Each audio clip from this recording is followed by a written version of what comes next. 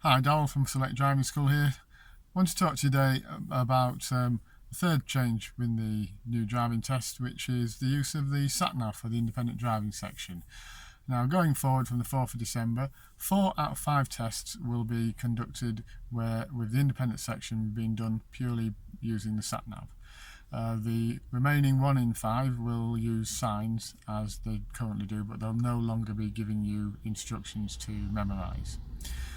So with the Sat Nav section, basically the examiners are going to have their own Sat Navs that they'll bring with them with pre-programmed routes.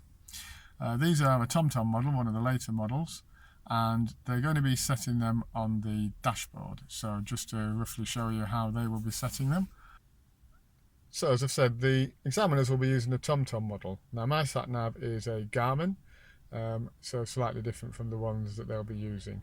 In terms of the way that the examiners will be setting the Sat Navs up, they will be intending to place them on a mat, which they'll put on the dashboard, and then they will place the Sat Nav on the mat, orientated so that you can see it clearly. So it's going to be something like this. It should be nice and low, so it shouldn't obscure too much of the windscreen, and it also means that the examiner can reach the Sat Nav to operate it. Now my personal preference for where I would site the Sat Nav is over in this corner here on the little mount we have here. So I would have the Sat Nav here, again nice and low, it's obscuring hardly any of the windscreen, and it's easy for me to just glance at without taking my eyes off the road. But as I say, once you're out and about on the road with the examiner, that will not be the position that you'll be using it in. So I'd like to just give you a demonstration of some suitable and unsuitable places to put your Sat Nav. So first of all, let's have a look at where a lot of people place their Sat Nav. Bang in the middle of the windscreen, right in the front, blocking their view. This is totally unsuitable. Now, as is this is too close to the rear view mirror, and again in the middle of the screen, blocking too much of the view of the road ahead. If we move over to the left hand side, again this is too high up, potentially taking out blind spots. The lower position is also too high up, and in both cases, because it's on the far side of the screen, you're going to have to turn your head to look at it. And then finally, another place that I wouldn't put my Sat Nav is right down here, because again you're going to be having to look down at it in order to read the instructions. So to recap, I would place my Sat Nav here, over in the right hand corner nice and low, but your examiner will place the Sat Nav in the middle of the dashboard, sitting on a mat facing towards you. So once the Sat Nav's been set up, basically the examiners are going to ask you to set off and follow the route, and that's what I'm going to show you in a moment. And during this video I'm going to show you both how to follow the Sat Nav, but also how to hopefully not panic. So if you make a mistake whilst following the Sat Nav, what to do in those circumstances. So we're not looking for any rash decisions, we're not looking to follow the Sat Nav slavishly. If you make a navigational error, either because you've misunderstood the Sat Nav, or you just, for whatever reason, got yourself in the wrong position, what I want to try and emphasise during the course of the next few minutes is the importance of staying on the route that you've put yourself on, doing the correct road procedure, not necessarily doing exactly what the Sat Nav is asking you to do. Sat Nav will reroute. That's one of the beauties of Sat Navs. It's one of the things we want to get people to understand. You don't have to be a slave to it. If you miss the route, it will reroute and it will take you safely. Don't start trying to swap lanes or turn at the last second because you realise that you're about to miss a turn. As I say, I will also show you how to correctly follow it and some of the tips about how to read the information on the Sat Nav screen so that you can anticipate what's coming up. So, as ever, I hope you like the video. Click like if you do. Subscribe to my YouTube channel, or contact me via my website, email address, or via YouTube. And let's get on with the video. Okay, so we're going to start the journey now. The Sat Nav's been set up. As I said earlier, I tend to have the Sat Nav set to the right hand side of the screen, low down, so it's taking up as little of the obscuring the view of the road for me as little as possible. However, it's likely that the examiners will be setting the Sat Nav in the middle of the dashboard, more in this area here, using a dash mat unless the car does not allow that or the candidate is particularly uncomfortable with it in that position. So I've programmed a route and we're now going to follow it, not for the full 20 minutes, a little bit shorter than that, but I'm just going to show you a couple of the things that I would hope people will try and bear in mind when they're following a sat nav, so that they don't commit any of the serious faults that examiners will be on the lookout for, and then also just how, you know, if you do make a mistake, how you don't need to necessarily worry about it. So we're going to get the car started now. Looking to pull out. At the moment, because we're stationary, the sat nav is waiting for us to get moving so it can orientate itself and make sure that we're going in the direction it expects and tell us when to make the next turn.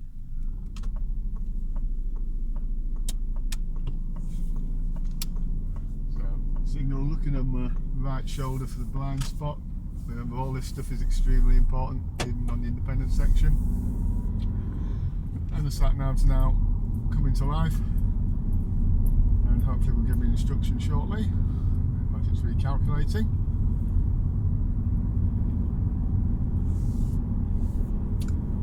So it's recalculated the route because it was expecting me to go down Gibbet Street, and in actual fact I was facing up Gibbet Street. In a quarter of a mile, turn left onto Spring Hall Lane.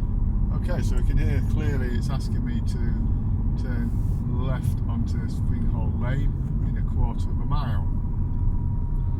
So,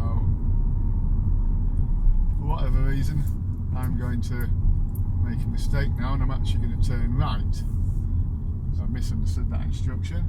So I've checked my mirrors, turn left right, onto Spring Hall Lane. Signal right, and I'm moving into the right hand turn box. So from a driver procedure point of view, I've done nothing wrong.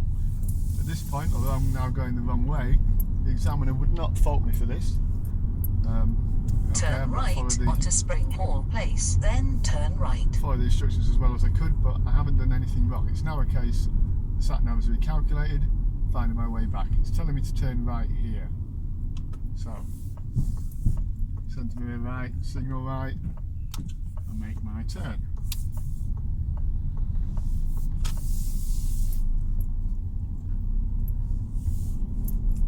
And it's feeding me back onto Gibbet Street. I'm looking at the map and I'm thinking it's wanting me to turn there, which it did, even though it didn't say anything. And then we're going to go left here. So although it's not talking at the moment, I can see the pink route on the map.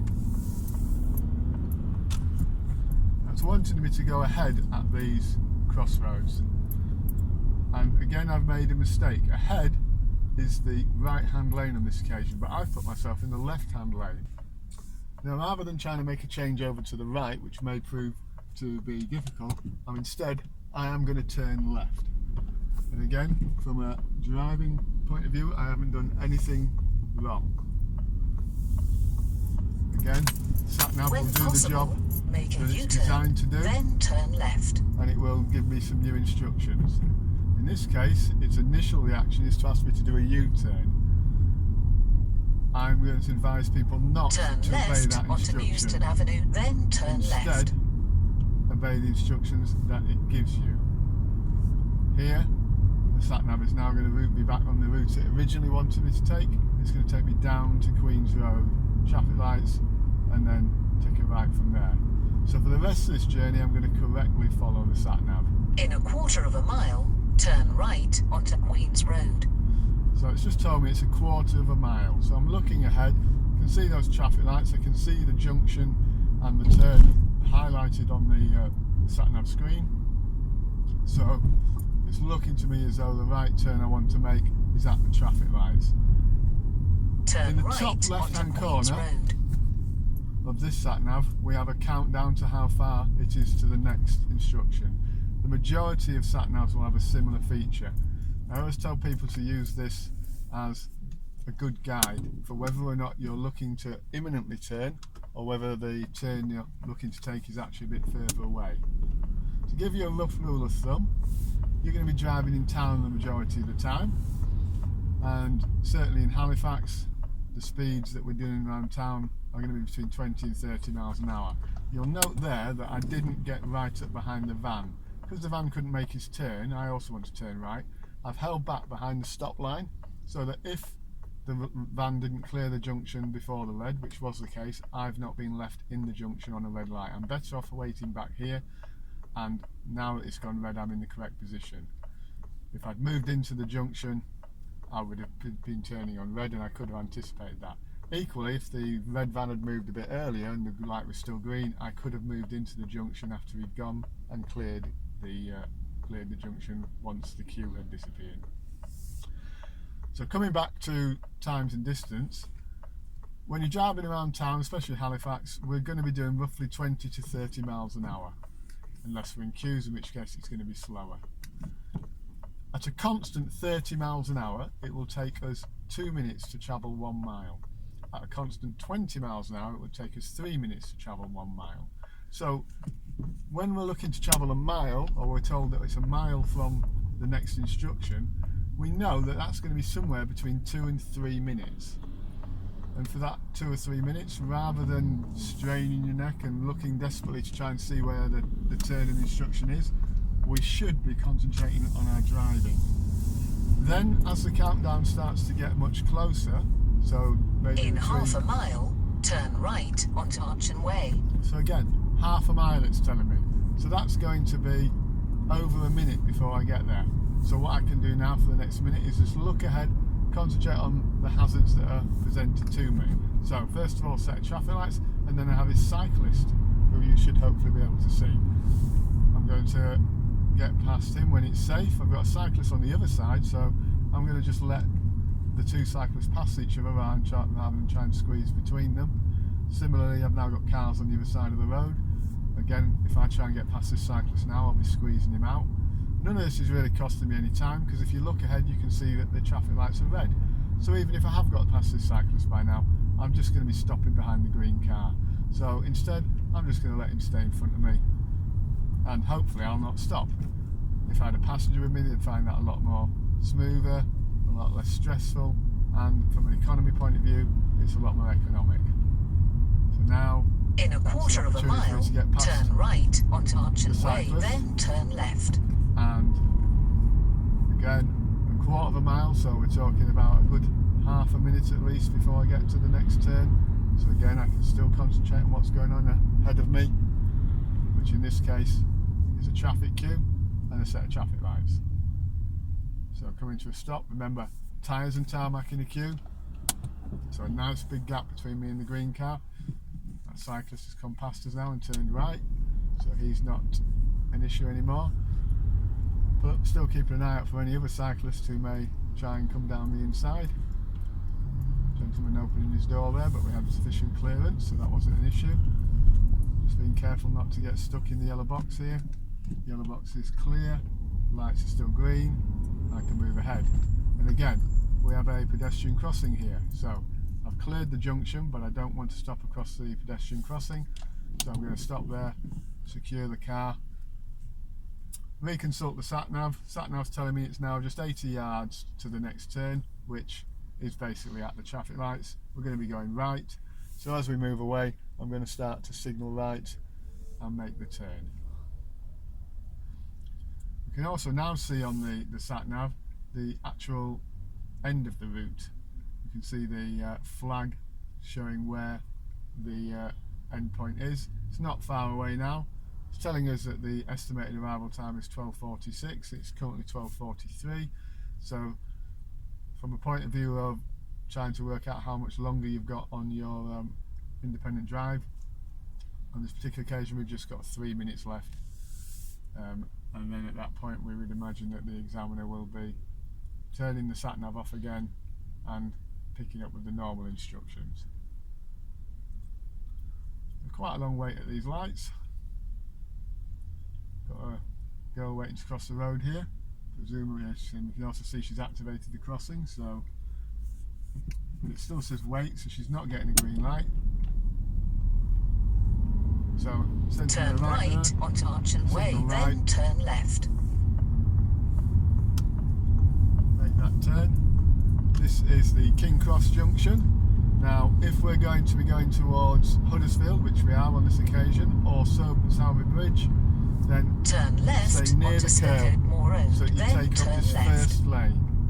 If on the other hand you were going to go to Whalley Road or Burnley or Hebden Bridge, you would want to stay a bit closer to the middle line so that you could end up in the third or fourth lane. As we come up here, we want to check to our Turn right, left make sure it's onto clear, College Terrace, then turn left. and then we've got another instruction coming up, which in actual fact, this is a good example of where a sat nav will possibly take you down the wrong place. I will show you the road which you want me to turn left onto Spring Edge, then turn left. and hopefully you'll understand why I didn't. So we're going to turn left onto Spring Edge, which is the target road I was looking for. And I'm just going to turn left and show you why then turn right. I didn't take the road that it asked me to go on. Turn right onto Spring Edge West, then turn right. If you look ahead here, you can see that this is an extremely narrow road. Parked cars basically mean that the only way you can go down this road is if you go on the pavement. Now I already knew that because I've been down here before, so that's why I didn't take that little left. But as far as the sat nav was concerned, this was the quickest route. Okay, so hopefully you found the tips useful about how to follow your sat nav. Just before I go, a few tips about general use of a sat nav. So we've got here an image again of the screen from mine. It's typical, it's the sort of thing you'll see on a modern sat nav, be it on your phone or one of the standalone or built-in models that you can get these days. I just want to point out some of the key pieces of information. First of all, here in the top left-hand corner, you can see how far it is to the next turn, in this case 150 yards. Now, as I said earlier, particularly in the navigation, and you're going to find this useful on your test, if you're paying attention to that, then you are going to get an idea as to how far it is before you have to worry about making that turn. Typically around town, I said it earlier, but 20 to 30 miles an hour, so travelling 1 mile is going to take between 2 and 3 minutes. So if you know you've got 2 to 3 minutes before you have to make a turn, concentrate on your driving, concentrate on the hazard ahead. Don't worry so much about about where the turn might be, and if you get a bit more, I mean, that's when you can start to try and make sure you locate it and read the road properly. Look for the signs that will help you identify traffic lights, roundabouts, junctions, etc. Next to this, we have the name of the road or the next direction. Again, this is going to depend on the model of your sat nav. This particular one attempts to name the roads. You may find that useful in identifying the road as you get closer to it. We also have information giving us in the bottom right hand corner a rough idea as to when we're going to arrive. So again, that can help you judge how much time you have on your journey. Again, coming into journey planning, if this journey is particularly important to you, if it's a meeting or something you really don't want to be late for, then make sure you've allowed plenty of time, because you know, it won't necessarily factor traffic in. Mine doesn't factor live traffic information in. Nowadays you can get sat navs that will also be taking into account how heavy the traffic is, and that time there will be adjusted to take account of the business of the traffic.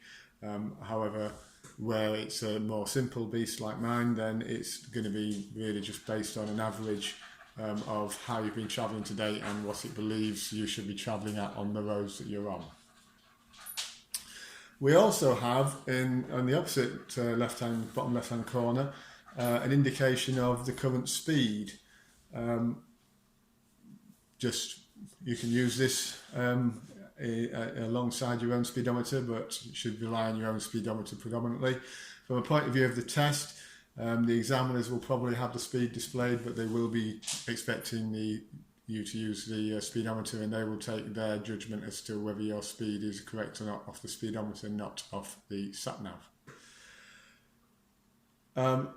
Not shown at the moment, but quite often on a sat nav now it will also attempt to display what the current speed limit is. That would be in a red circle, similar to the speed limit signs.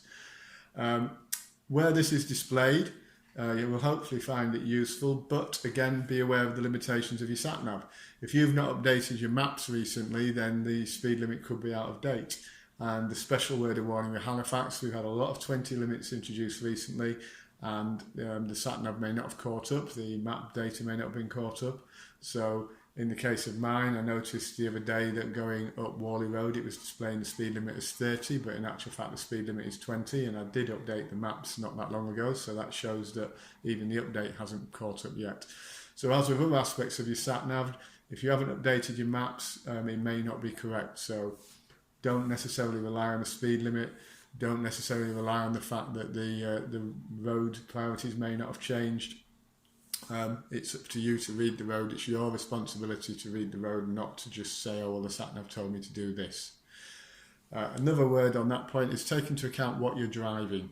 The Sat Nav that you'll buy off the shelf will usually be set up for car driving, but if you're driving a larger vehicle, maybe you hired a van, or if you're towing something such as a trailer or a caravan, some of the routes that the Sat Nav may be presenting to you may not be suitable. So again, make sure you understand it. Take notice of signs such as narrow, twisty road, or any narrow or low bridges, etc.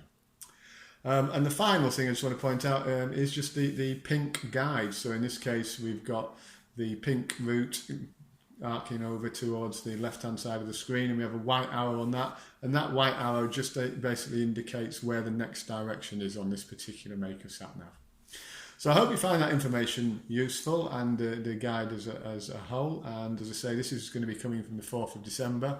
The mock tests I've done so far of it, I personally actually think it's a great addition to the driving test, because it really does put the candidate in charge and not so much waiting for an examiner to say something. You can almost switch off from the examiner and just drive, which I think is a good thing, because ultimately that's what you're going to be doing. If you like the video, please click like. Get in contact with me via my YouTube channel, my website, or my email address, and let me know any subjects you'd like me to cover. Thank you very much.